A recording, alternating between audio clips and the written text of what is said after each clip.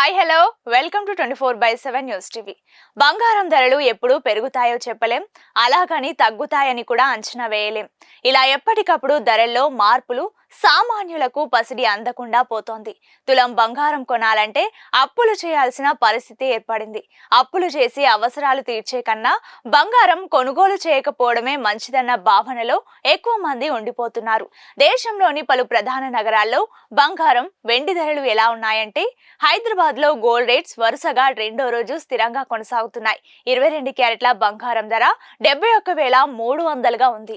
ఇక 24 క్యారెట్ల మేలిమి బంగారం ధర 77,780గా కొనసాగుతోంది.